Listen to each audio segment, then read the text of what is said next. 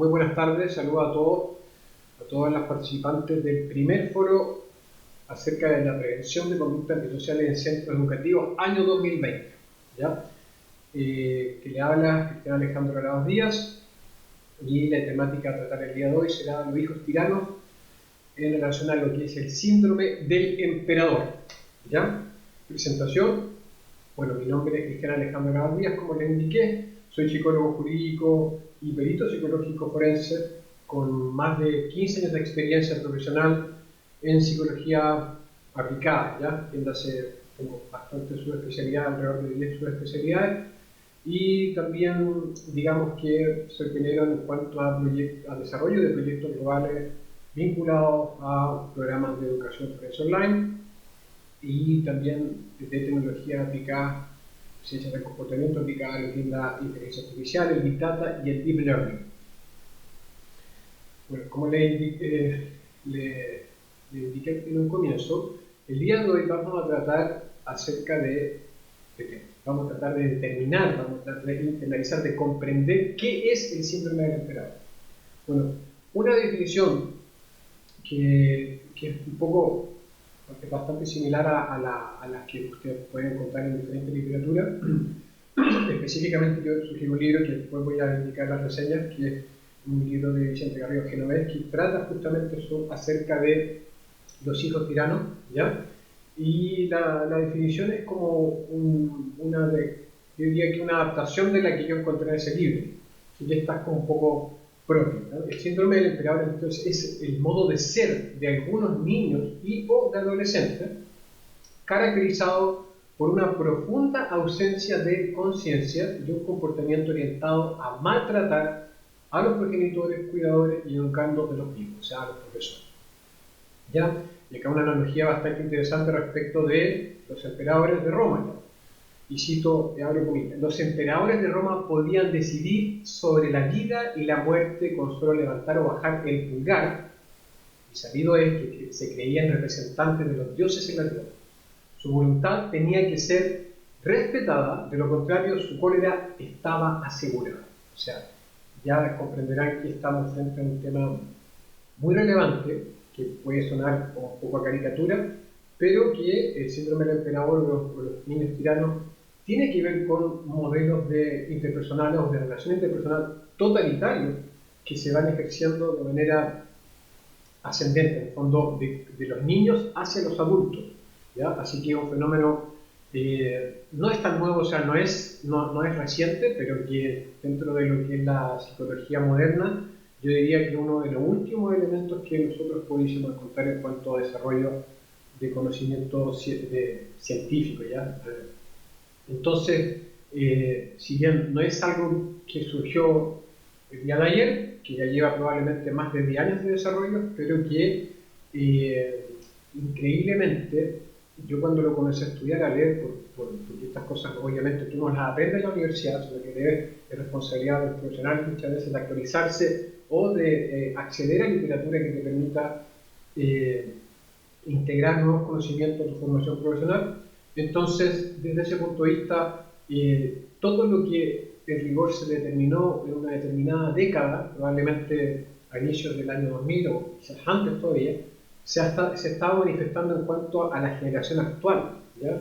Lo que encontramos nosotros acerca de la poca tolerancia a la frustración que tienen los jóvenes hoy en día, o inclusive esta, entre comillas, pandemia de lo que es el narcisismo social, en cuanto a que las personas cada vez somos menos responsables de nuestras propias vidas y tendemos a culpabilizar mucho a terceras personas o a variables externas que externan nuestro dominio personal, ¿ya? Entonces, es muy interesante este tema y todo parte de los niños, y obviamente que con nosotros como profesionales, como diría, estamos llamados a colaborar, a aportar y probablemente a intentar neutralizar que estos síndromes psicológicos, estas modalidades de conducta o estas formas de ser en el mundo de determinados niños no sigan proliferando o no se sigan expandiendo a inclusive futuras generaciones, ¿ya? Entonces, es interesante que nosotros nos preguntemos acerca de nuestra naturaleza, o sea, ¿cuál es la naturaleza humana? ¿Ya? ¿O qué es la naturaleza humana? Van a haber definiciones de distintos tipos, pero yo, según mi visión personal, y ustedes también pueden aportar o colaborar en relación a qué es el ser humano en cuanto a su naturaleza, yo considero que me gusta encontrar los patrones comunes, ¿ya? Entonces se entenderá por naturaleza humana todo aquello que es inherente, natural al ser humano en cuanto a una disposición única, ¿ya? Pero que a su vez no diferencia del resto de las especies o de los seres vivientes en el planeta Tierra.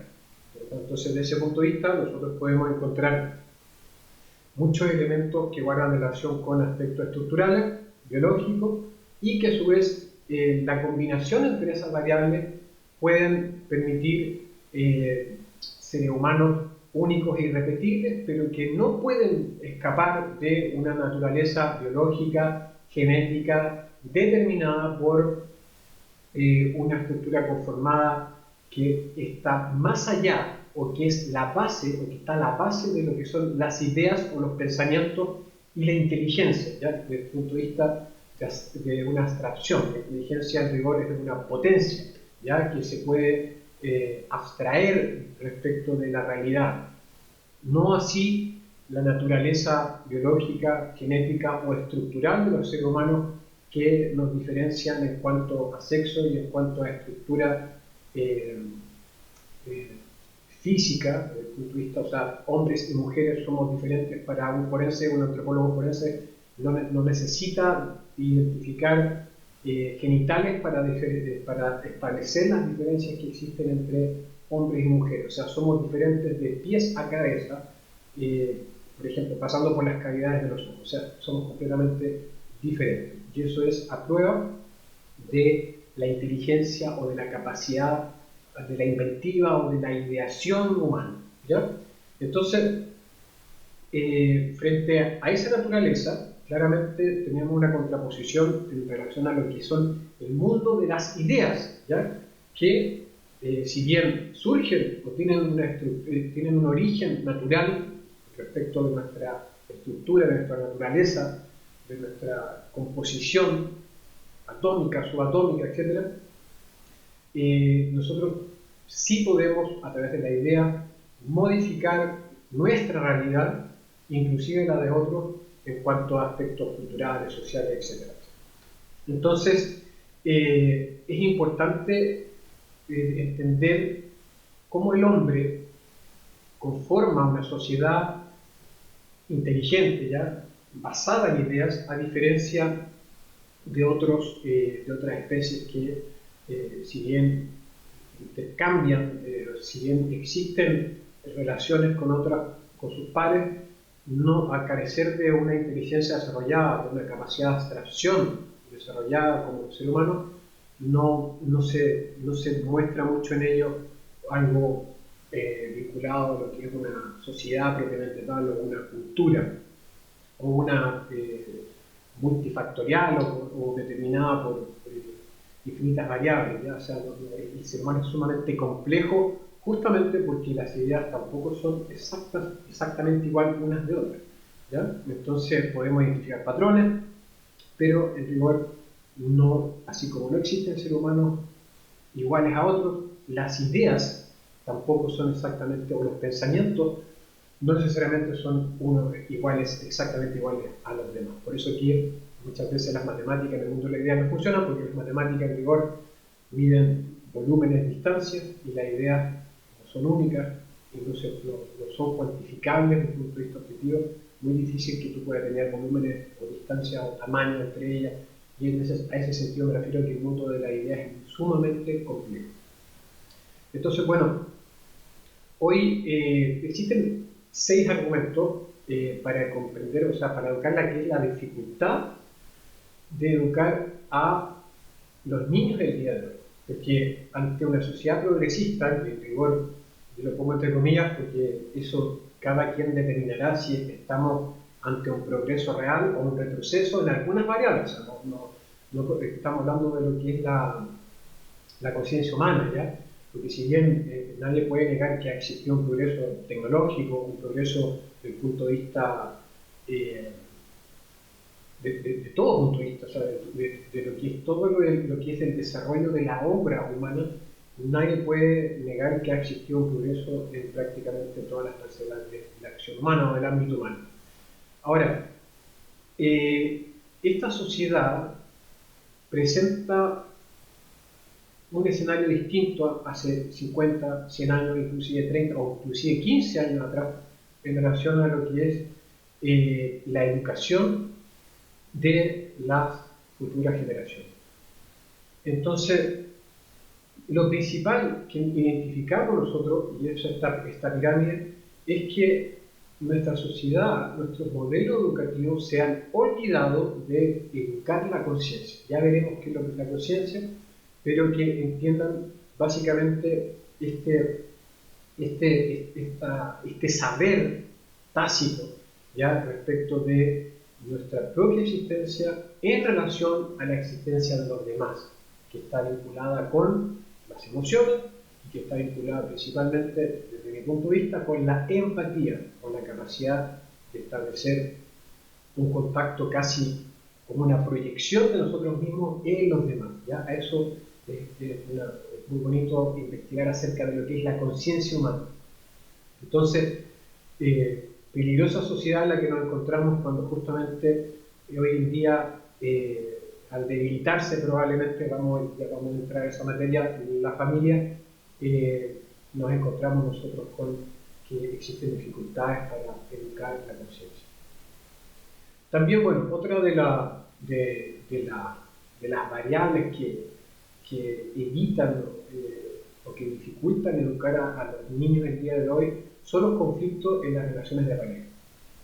Ya, como les digo, se ha debilitado mucho el concepto de familia, entendiendo, por ejemplo, las familias tradicionales o con rigor todas las familias en las cuales existan modelos de cuidadores mixtos, ¿ya? Entendiendo de que no es inocuo el hecho de que la ausencia de uno u otro cuidador, ¿ya? No es inocuo. No digo que no se pueda, ¿no? Tú puedes criar, una madre puede cuidar a su hijo sola, sí, un padre puede cuidar a su hijo sola, sí, una pareja de homosexuales puede criar a un hijo, sí, una pareja de lesbianas puede criar a un niño, sí, ¿ya? O sea, todo eso es una realidad. Ahora bien, que sea inocuo desde el punto de vista psicológico, eso es más cuestionable y cada quien podrá establecer alguna conclusión a ese respecto, ¿ya? Una investigación, ojalá primero una investigación y después una conclusión, para evitar prejuicios. La idea es que ustedes investiguen. Yo, en la investigación personal que he realizado, me he encontrado con que no es inocuo, o sea, no da lo mismo la ausencia de uno u otro elemento en cuanto a la educación de los niños. ¿Ya? Entonces, esto claramente la pérdida de compromiso, la pérdida de lucha respecto de conservar una familia o de conservar una relación amorosa a través del tiempo, como se dio probablemente, no probablemente, como se dio en mis abuelos, inclusive en mis padres, que prácticamente con mi abuelo sí funcionó eso hasta que la muerte los separe, y mis padres ya llevan más de 40 años también de casados. Y obviamente que yo como psicólogo analizo mucho en relación a esa influencia positiva en cuanto a mi formación valórica. O sea, mi tesoro en esta vida es la familia. Son mis padres, son mis abuelos, son mis abuelas, son mis bisabuelas, es mi historia, ¿ya? Entonces yo no me imagino cómo sería mi vida, mi psicología, en ausencia de alguno de ellos, ¿ya? A eso me refiero, por eso les digo que investigar, o sea, estudian, investigar para saber en cuanto y para poder concluir. O sea, estudiar para investigar y no para ratificar pensamientos preconcebidos o prejuicios. Entonces, bueno, otra de las variables también es que los padres se hayan sometido a gran estrés en una sociedad competitiva de hoy. Eso también es interesante observarlo porque claramente el costo de vida en el presente y en cuanto a lo que es la demanda de ya no necesidades básicas como en un comienzo en la historia moderna, que básicamente en un comienzo las personas luchábamos por satisfacer necesidades de hambre y de alimento. O sea, eso ha cambiado bastante y hoy día las necesidades de tercer orden, inclusive de cuarto orden, vinculadas a lujo, están presentes y existe una presión social para poder, entre comillas, adquirirlas o poder atravesar por ese campo de productos y servicios que probablemente hace unas décadas o decenios atrás no nos hubiesen importado que existiesen. Por ejemplo, un ejemplo concreto del celular.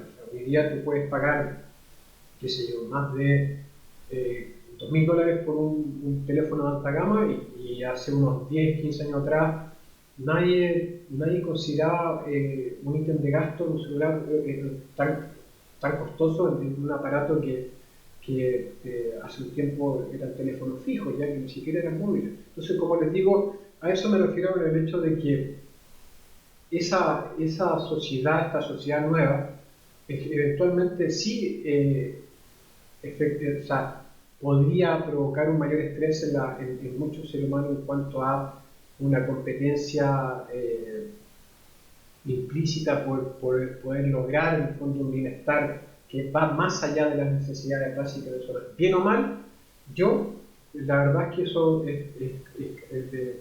también es algo personal. O sea, el veneno de uno es alimento de otros o viceversa. Yo, en lo personal, me gusta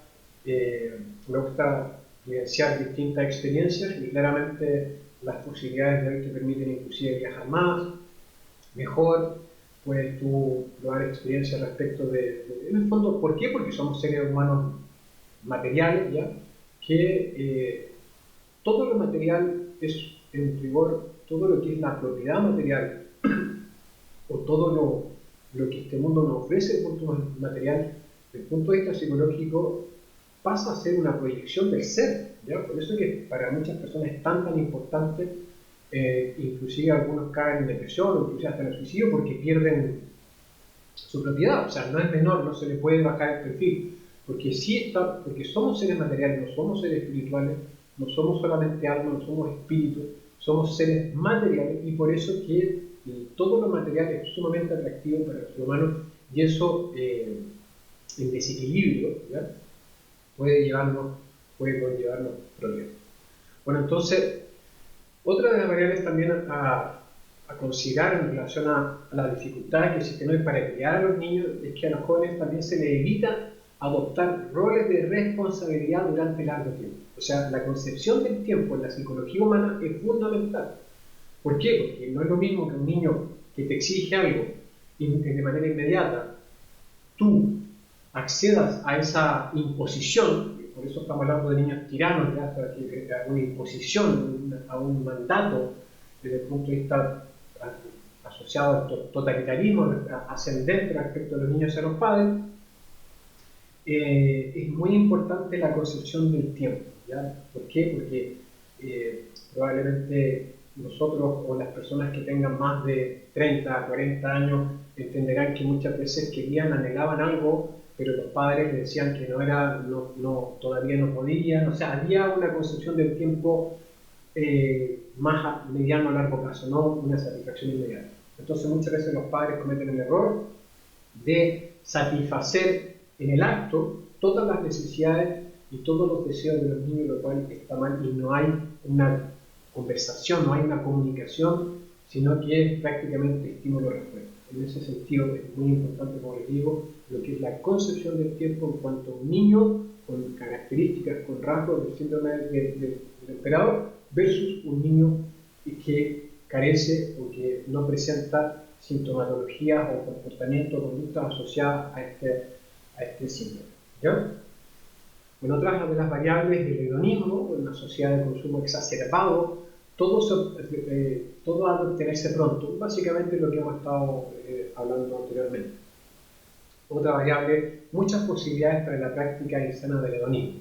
Bueno, yo lo que les comentaba, o sea, estamos en una sociedad bastante narcisista, entendiendo de que no todos, no se puede generalizar, no me gusta caer en los sesgos de generalización, pero digamos que las personas que en rigor comunican o que están lamentablemente vinculados a roles de liderazgo, que ejercen liderazgo de opinión, sí presentan bastante yo diría que rasgos y bastante tipo de, proyectan bastantes conductas asociadas a lo que es el hedonismo, lo que es el narcisismo, ¿ya? Bueno, y también la última variable ya, variable asociada a cuanto a lo que es la facilidad de acceso a pornografía, la violencia, el alcohol y drogas, que probablemente generaciones anteriores no era tan fácil de acceder. Y todo eso va, obviamente, que conlleva un estilo de crianza bastante más complejo, bastante más multifactorial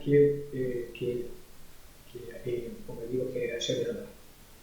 Ahora, volvamos un poco a lo que es el tema de la conciencia, que esto es muy importante que lo internalicen, ¿ya? Bueno, en el esquema aquí se presenta un poco lo que son los componentes de la psicología de las personas con conciencia, que presentan un grado de conciencia maduro, o óptimo o funcional. Bueno, la conciencia es algo que se construye, que se construye desde el punto de vista de los afectos, de los sentimientos. Las personas tenemos conciencia porque somos capaces de relacionarnos emocionalmente con los demás, ¿ya? O sea, no con un sentido 100% utilitario, o sea, por una ganancia, no, porque hay cariño, hay vínculos emocionales, hay amor, hay respeto, hay admiración, a eso me refiero. Bueno, también porque sentimos compasión, piedad, amor hacia los que nos rodean, y porque tenemos la sensación íntima de que no podemos maltratar a los demás, ¿ya? Eso es fundamental. Y esto aunque no nos conozcamos, porque la conciencia es aquella que nos exige actuar de acuerdo a criterios morales que nos dicen lo que podemos hacer y lo que no, ¿ya? Entonces esto es como una especie de... está vinculado obviamente que a nuestro cerebro, a nuestra inteligencia, y que, como les decía anteriormente, está vinculada a lo que es la empatía, ¿ya? A esta proyección de nosotros mismos en los demás, y a esta filosofía un poco de que no le hagas a otro lo que no te gustaría que te hicieran a ti, ¿ya? En ese sentido, esa conciencia, o sea, el hecho de maltratar a los demás es maltratarme a mí mismo.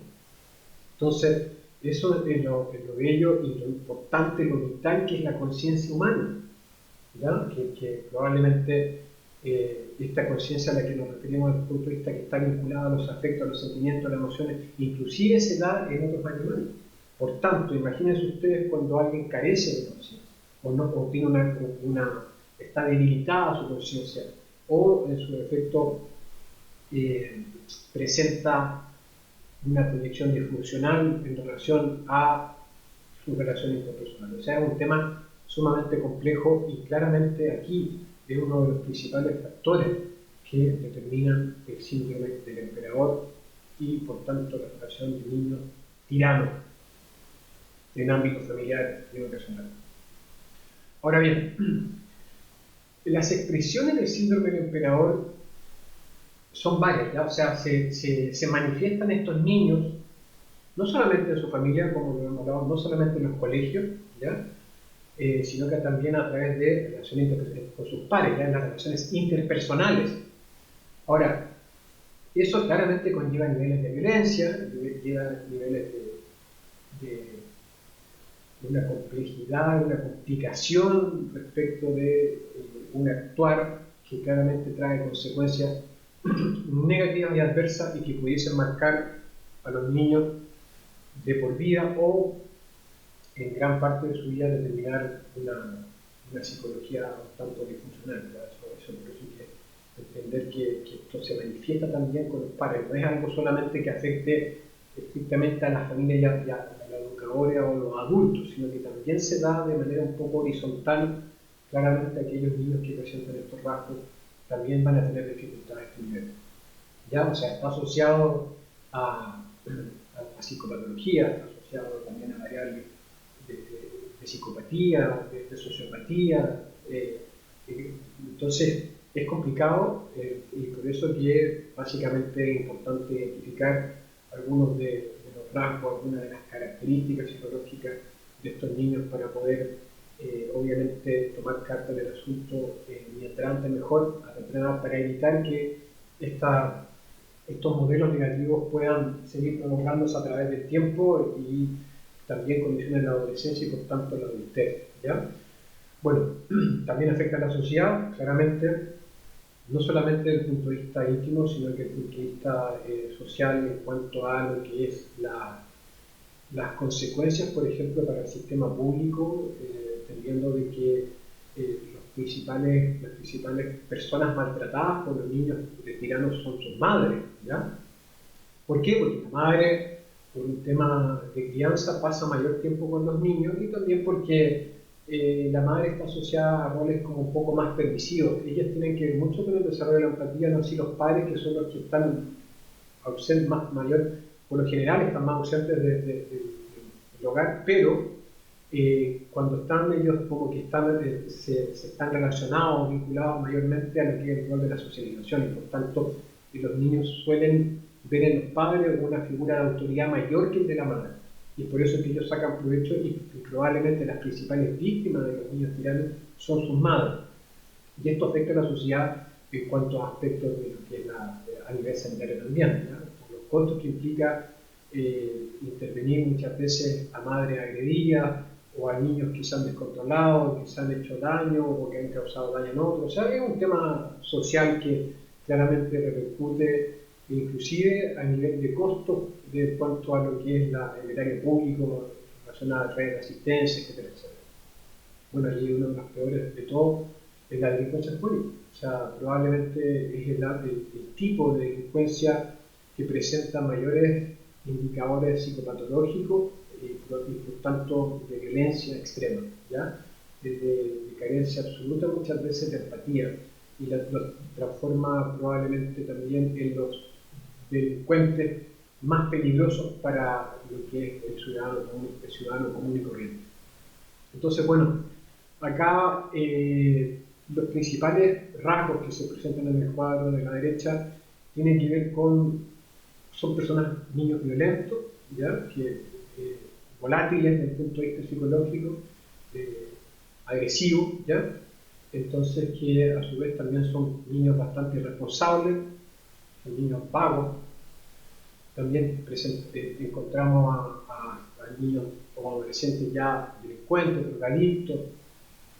También algunos rasgos son de personalidades temerarias, impulsivas, buscadores de riesgo, ¿ya? O sea, también, por otro lado, son muy encantadores, seductores, pero con fines utilitarios, ya con fines de, como se ve en el punto número 6, que son mentirosos y manipuladores, o sea, desde el punto de vista de lo que es la manipulación de los objetos. Entonces, esto básicamente que está vinculado con el punto anterior de lo que es la falta de conciencia, esta incapacidad de amar o de tener o de presentar una ausencia de juicio oral o muy debilitado, juicio moral, ¿ya? Entonces, esto de no poder comprender de que el prójimo es una proyección de nosotros mismos y que por tanto merece exactamente las mismas necesidades o la igualdad de trato que nosotros exigimos para con nosotros mismos, ¿ya? Entonces, desde ese punto de vista, todos estos rasgos son absolutamente contradictorios o van debilitando todo lo que es la conciencia humana. Y por eso lo peligroso de este síndrome para las futuras generaciones.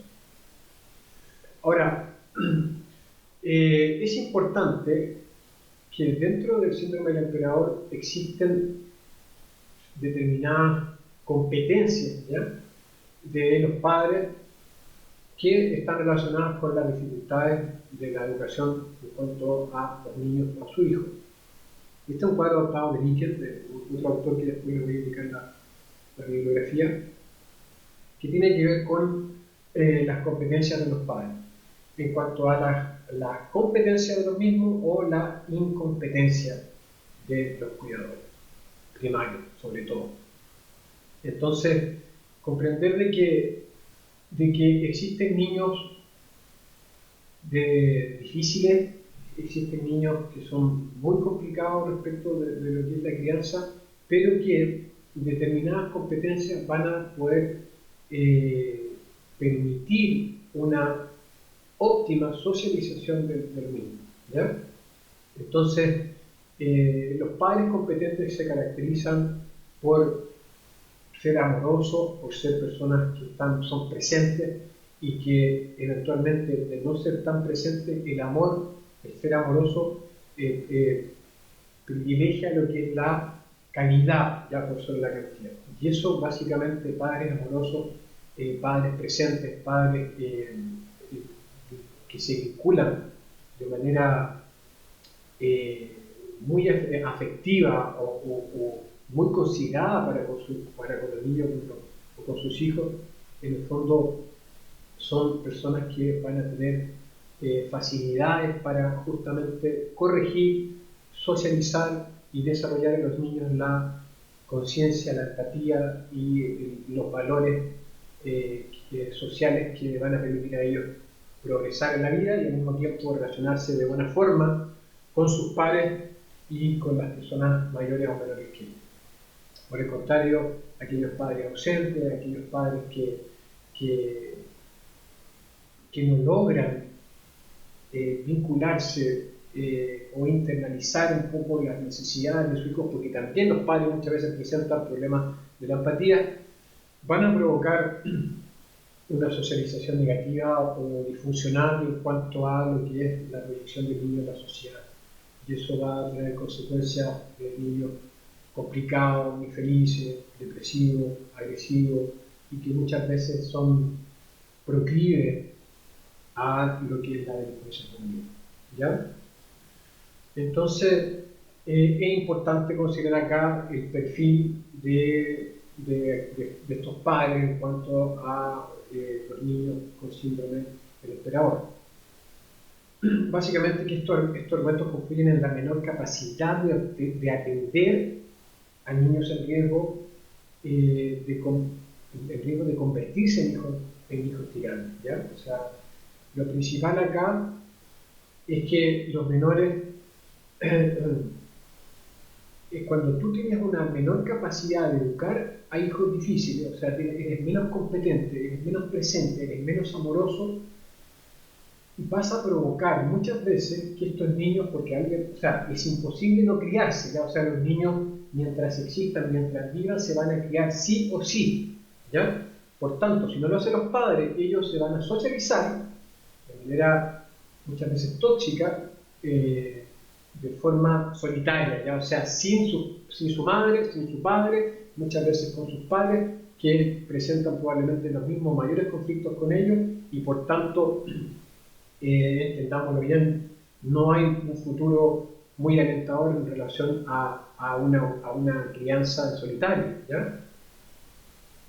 Entonces, hay varios distintos niveles, o sea, esto no es siempre, nunca está determinado siempre por una constante ni por un patrón general, ¿ya? O sea, existen diferencias. Por ejemplo, también hay padres con poco tiempo y energía en una sociedad en cambio, o sea, probablemente no van a tener niños vinculados a la delincuencia, como en el tema anterior, o sea, aquellos niños que se crían solo en la calle, pero sí van a tener niños con algunas disfunciones en cuanto a su proyección empática desde el punto de vista interpersonal. Entonces, bueno, aquellos padres que pasan poco tiempo con su hijo, pero sí tienen algún grado menor de cariño por ellos, por lo general tienden a evitar que en el momento que comparten con ellos, tienden a evitar el conflicto. Y en ese sentido, van desarrollando una filosofía educativa que un poco relativiza un poco la culpa, o sea, como que se le está justificando siempre y en todo momento, lo cual va perjudicando la psicología del niño porque va desarrollando niños con debilidades desde el punto de vista de lo que es la tolerancia a la frustración y también con una baja conciencia respecto de lo que es el reconocimiento de los errores y por tanto de muchas veces inclusive de la maldad en ellos mismos. Entonces,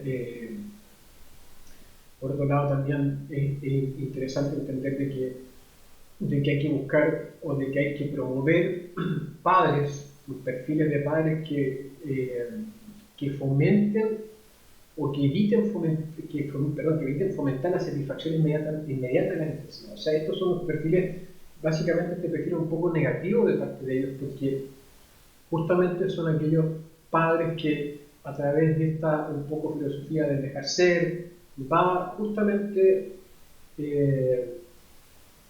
agudizando muchos aspectos que los niños ya de por sí traen, porque son más egocéntricos, tienen un pensamiento, desde el punto de vista de la psicología del desarrollo, presentan un tipo de pensamiento mágico, no es abstracto.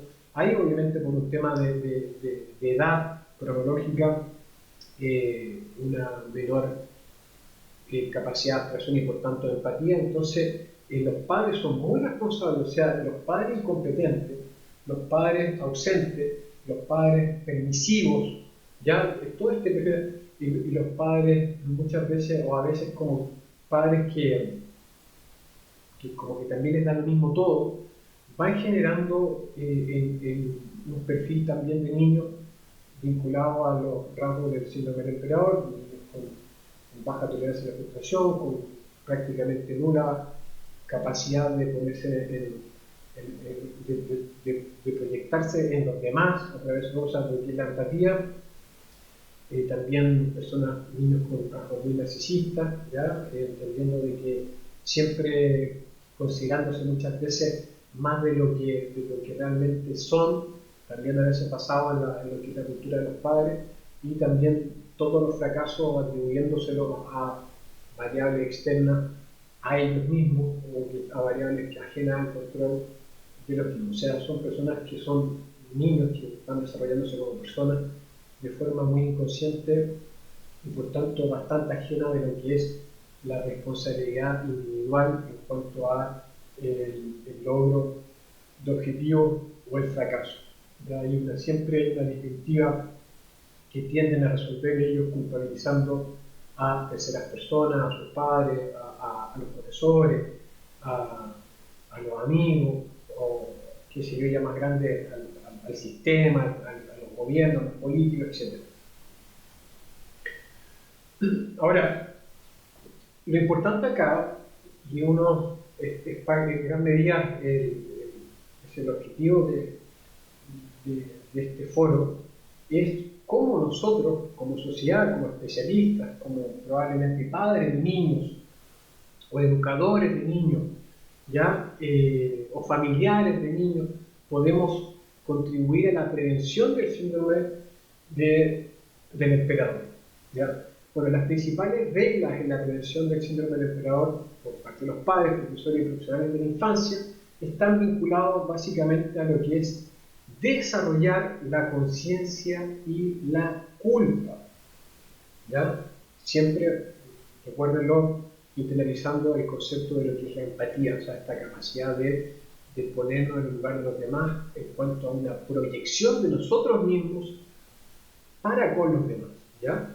En el fondo entendiendo de que si nosotros dañamos a los demás, es como que si nos estuviésemos dañando a nosotros mismos. En ese sentido, desarrollar la conciencia y la culpa, ¿ya? Entonces, lo importante es realizar una detección precoz, o sea, mientras antes mejor, un poco en cuanto a los rasgos generales que se describieron anteriormente, o se señalaron anteriormente.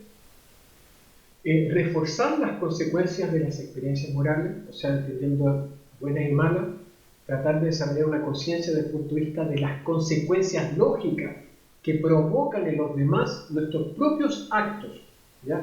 Inclusive desde el punto de vista de nuestros propios comportamientos verbales y no verbales, ¿ya? Entender eso, dialogar, conversar como profesores, muchas veces hacer juegos de roles, hablar sobre presentar a ellos dilemas morales acorde obviamente a su edad o a los adolescentes, que vayan desarrollando una conciencia entendiendo de que todo lo que nosotros hacemos o genera algún tipo de reacción, de consecuencia en nuestro entorno, de nuestros padres, de nuestros abuelos, de nuestros amigos, de nuestros profesores, de nuestros compañeros de curso, etc.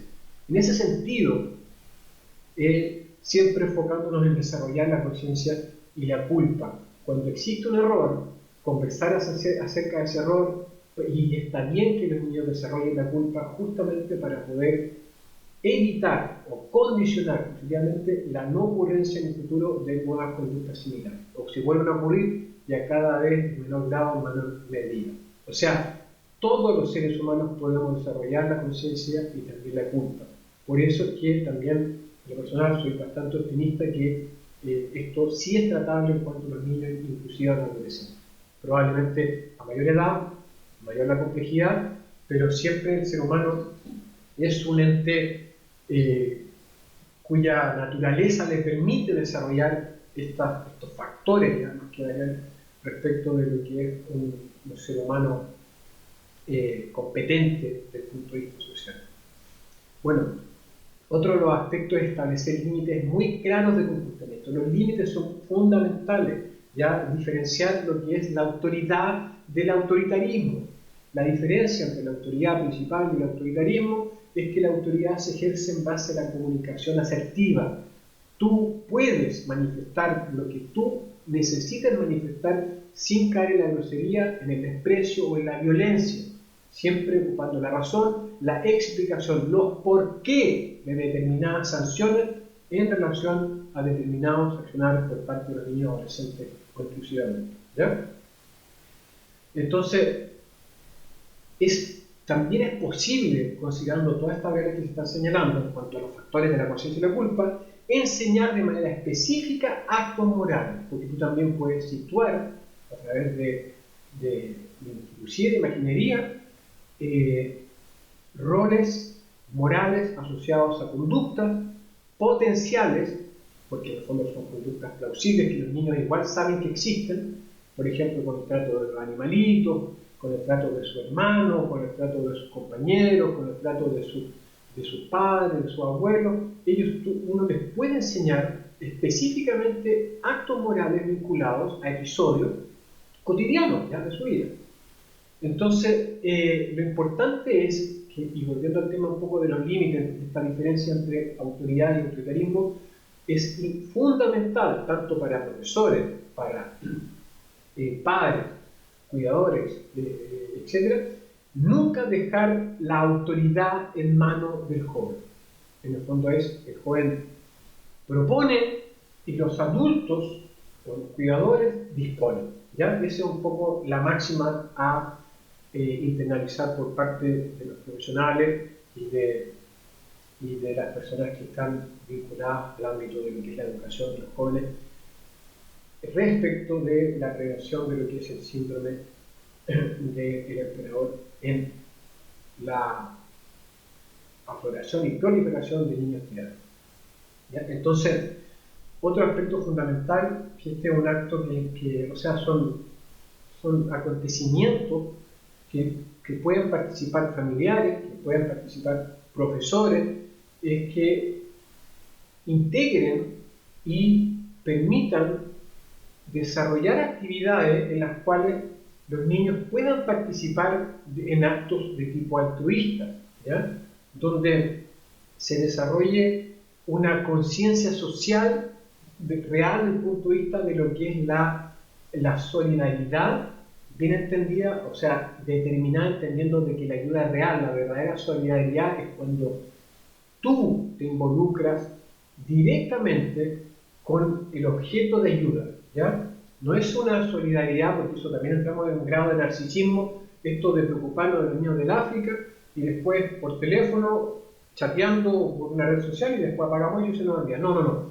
Entender eso, el altruismo real implica un desgaste, un desgaste psicológico, un desgaste muchas veces físico, un desgaste intelectual en cuanto a ayudar desinteresadamente a otras personas sin esperar nada más a cambio que la satisfacción de sentir que obramos bien de manera correcta, porque el ser humano siempre obra en base buscando un beneficio. Existen beneficios materiales y beneficios que son más espirituales, que son internos, que son de índole psicológico. ¿Ya? El ser humano, en ese sentido, sí es o puede desarrollar altos grados de altruismo que inclusive han llevado a la muerte a algunos por ayudar a los demás. ¿Ya? En ese sentido es algo también inherente o que está determinado desde cuanto a nuestra naturaleza humana. Tenemos esa capacidad de inclusive dar la vida por los demás. Entonces ya vamos a comenzar a finalizar esta presentación, esta ponencia, y invitarlos a reflexionar, a investigar, a analizar cómo nosotros, todos, podríamos desarrollar o podríamos promover o podríamos comenzar a, por último, verbalizar la cultura de la empatía y la cultura de la autoridad, entendiéndose como algo necesario, el principio de autoridad como necesario para la convivencia, necesario para la civilización, no vincular la autoridad con el totalitarismo, ¿ya? La autoridad desde el punto de vista de lo que es el rayado de cancha social para los niños, entendiendo de que ese principio de autoridad no puede recaer en el salvaje, entendiéndolo muchas veces como lo hablaban algunos filósofos antiguos como Jean-Jacques Rousseau o John Locke, que establecían de que el ser humano, el buen salvaje, el buen salvaje que hablaba Jean-Jacques Rousseau, era justamente quien hablaba de que el ser humano era inherentemente bueno, ¿ya? O sea, entonces claramente existen niveles de salvajismo que nos van acercando a la civilización. A menor edad, mayor, entre comillas, rasgos asociados a nuestras conductas antiguas tribales, a nuestras conductas violentas, a nuestras conductas egocéntricas, a nuestras conductas un tanto sociopáticas, psicopáticas, que bueno, para que el origen de la humanidad siempre ha conllevado la violencia, siempre ha conllevado el irrespeto por los demás, la guerra, los saqueos, etc. ¿Ya? Entonces tienes que entender eso, que el principio de autoridad es parte de lo que es la pacificación del ser humano. Y me parece lo importante que es para los niños. O sea, sin autoridad, sin ley, sin reglas, no puede existir la libertad. No existe la libertad. ¿Por qué? Porque todos nos estamos supeditados a que saliendo nosotros de nuestro hogar, o inclusive en nuestro mismo hogar, nuestros propios niños nos victimizan, nuestros hijos nos victimizan porque ellos han crecido con la ausencia de autoridad o se les ha otorgado la autoridad a ellos que tienen un menor grado de conciencia o no tienen todavía conciencia, por tanto las consecuencias siempre son catastróficas. ¿Ya? Y por eso es que cuando nosotros internalizamos el principio de autoridad, nosotros nos volvemos personas empáticas desde el punto de vista social, desde el punto de vista cultural, desde el punto de vista psicológico. Entonces, básicamente, esta cultura de la empatía y la autoridad puede verse reducida a lo que es la promulgación de una identidad social positiva, una identidad personal social, ¿ya? O sea, que está individual, pero que está siempre vinculada o pensando en nuestra sociedad en general. Es una identidad positiva, que a su vez se caracteriza por facilitar, obviamente, como decía, la supervivencia, la libertad, la autonomía, el amor, la pertenencia, el sentido de pertenencia, de pertenecer a alguien, de tener una historia, de tener alguien en quien poder sostenernos si caemos, nuestra familia, ¿me entiendes? En cuanto al poder del logro, en cuanto a la alegría, a la felicidad, es fundamental. Entonces, en ese sentido, empatía y principio de autoridad está vinculada con la pacificación del ser humano, con la civilización del ser humano, con el desarrollo óptimo del ser humano desde el punto de vista funcional, desde el punto de vista funcional en cuanto a lo que es el individuo en la sociedad. ¿Ya? Es bastante bonita la relación que existe entre todas estas variables. Por el tiempo y por el formato probablemente es difícil que logremos profundizar e interactuar en algunos puntos para poder desarrollar mayor conocimiento a este respecto. Pero es importante que estos a modo introductorio lo vayan internalizando, ¿ya? Bueno, entonces ya para ir finalizando, como les comentaba, yo creo que es importante que nosotros nos hagamos preguntas siempre. Nunca perdamos este ser científico que probablemente todos llevamos, esto de preguntarnos por qué, de preguntarnos, de investigar acerca del origen del origen de todo, ya el origen del funcionamiento del mundo, de la vida, de nuestra psicología, de la psicología de los demás, o de la psicología social, de la psicología política, de la psicopolítica, etc. Y por eso que es tan importante nosotros que nos preguntemos acerca del Estado, del rol del Estado y de cómo la evolución en cuanto a la intervención del Estado ha ido influyendo sobre una sociedad que, si bien se ha desarrollado, ha progresado tecnológicamente hablando, probablemente ha evolucionado en aspectos que tienen que ver con nuestra socialización.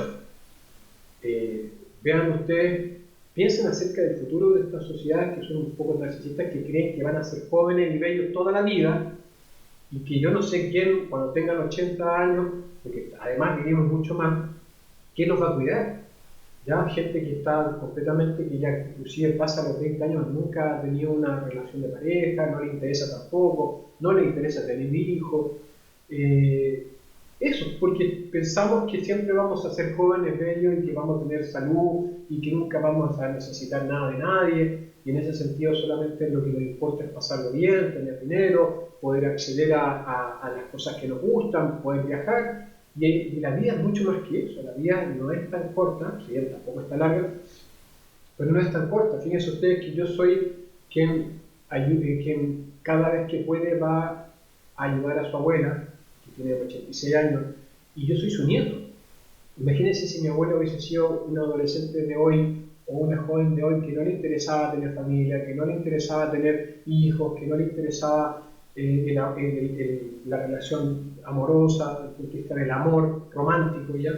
Todas estas cosas que culturalmente han ido variando, pero que van a perjudicar a la larga a la sociedad. Vamos a transformar una sociedad de gente sola, de gente que no va a tener mucho por qué vivir. Fíjense que mi abuela enviudó hace ya casi 4 años. Y ella se apega a vivir, ella quiere, se cuida, ahora estamos en plena pandemia, ella quiere seguir viviendo, ojalá pasar los 100, 115 años ya feliz. ¿Y por qué creen ustedes que se aferra a ella? Porque quiere vernos desarrollar a sus nietos, a sus nietos, a sus hijos, etc. O sea, entonces es muy triste la vida sin una familia.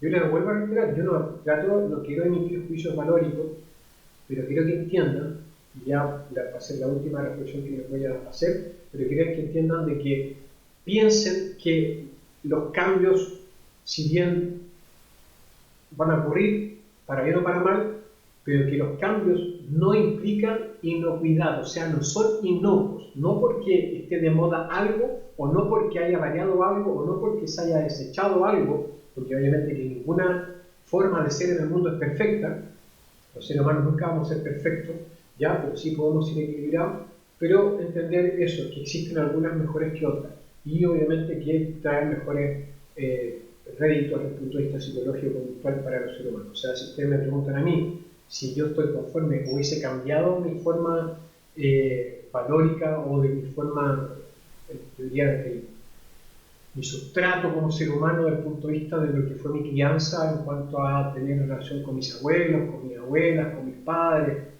con mis amigos, etc. No, yo no lo hubiese cambiado. O sea, yo creo que en ese sentido soy un agradecido, no un privilegiado, porque recuerden que privilegio viene proviene de un mandato ya que era emitido antes por los reyes y hoy día por el Estado. O sea, la gente utiliza mal la palabra privilegio. No es un privilegio el hecho de que yo tenga una familia hermosa y que sea mi tesoro.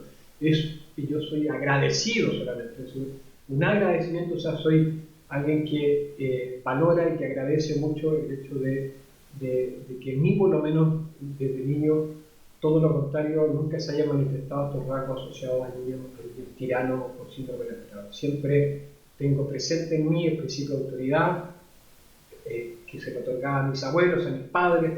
Tengo presente los límites que ellos establecían en cuanto a mí. Tengo presente la concepción del tiempo, que no todo lo podía obtener inmediatamente. Eso me lo enseñaron mis padres.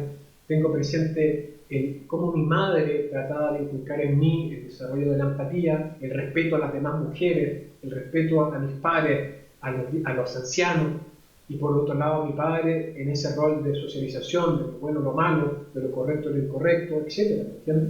Entonces, yo realmente me preocupa mucho que los niños crezcan hoy en día cada vez más con ausencia de todos esos modelos que le acabo de indicar. Entonces, la pregunta acá es, ¿influye la política en la proliferación de perfiles psicológicos asociados al síndrome del emperador en niños? Yo creo que sí, y no es que lo que yo crea. porque la verdad, la única verdad es la realidad es así. Ustedes si investigan, analizan las diferentes políticas públicas, cómo han ido evolucionando en los últimos 10, 20 años, encontrarán porque se debilita todo lo que yo les he manifestado a lo largo de esta ponencia. Ya la debilita. Ahora, como les digo, ¿funcionarán igual? No igual, pero van a funcionar, o sea, porque como les digo, el ser humano es un ser humano que también dentro de su naturaleza es un ser esencialmente de adaptación, se adapta a todo. No obstante, no quiere decir que esa adaptación sea para bien, para mejorar un poco la sociedad o nuestra forma de ser en el mundo. ¿Ya? Nos podríamos adaptar, hay gente que se adaptó a las guerras, que murió, que nació y murió en periodos de guerra, en periodos de pandemias pasadas. Si usted analiza los tiempos de la última pandemia en relación a las guerras mundiales y a otros sucesos que afectaron al mundo, prácticamente hay gente que nació y murió en periodos de guerra. Entonces, ¿me entienden? Entonces, por eso es que es tan importante este aspecto. Por eso es que la reflexión y la invitación a que ustedes investiguen, a que estudien, para investigar, no para ratificar hipótesis, es más o menos Estado en la familia, más o menos Estado en la educación de los niños. ¿Quiénes son las personas mejor capacitadas para educar a los niños desde el punto de vista no solamente de contenido, sino que desde el punto de vista de la conciencia, desde el punto de vista de las emociones, desde el punto de vista de la empatía, desde el punto de vista de la socialización respecto de una forma de ser en el mundo con otros y a veces para otros? ¿Ya? Entonces, por favor, les pido que reflexionen a este respecto, que es muy importante para mí o para el sentido de esta ponencia en particular. ¿Ya? Bueno, ya estamos ahora sí finalizando y esta es mi reflexión final, ya esta es lo que yo creo. Existen muchas formas de ser en el mundo, pero algunas son más beneficiosas que otras, tanto para nuestra sociedad como para el sostenimiento y avance de nuestra civilización. ¿Ya? Recuerden eso. Somos seres que nos vamos a adaptar a cualquier cosa. Pero la idea es que los avances, que el progreso a nivel de civilización, además de tecnológico, también vaya de la mano con lo que es un progreso desde el punto de vista de la conciencia humana, desde el punto de vista de lo que es la empatía humana, desde el punto de vista de la convivencia humana de carácter positivo, de la libertad humana, de la consideración y el respeto por el proyecto de nuestros pares, del prójimo. ¿Ya? Entonces, todos estos aspectos son fundamentales para que entendamos de que probablemente si hemos errado, podemos rectificar, probablemente si hemos aceptado, podemos reforzar, pero no existe nada desde el punto de vista psicológico, desde el punto de vista del comportamiento de la conducta humana, que no pueda ser mejorado o corregido. ¿Ya? Esa es mi visión. Así que bueno, gracias por vuestra atención y espero que les haya servido en algo la ponencia del día de hoy, asociada al primer foro de prevención de conductas antisociales en el centro educativo año 2020. Y la temática de hoy fue los hijos tiranos del síndrome del emperador y obviamente que su prevención en ámbitos escolares, familiares y también como nivel social. Muchas gracias. Me ha hablado Cristian Alejandro Arauz Díaz, psicólogo jurídico forense de Chile y director general del Instituto Deontológico Forense de Chile.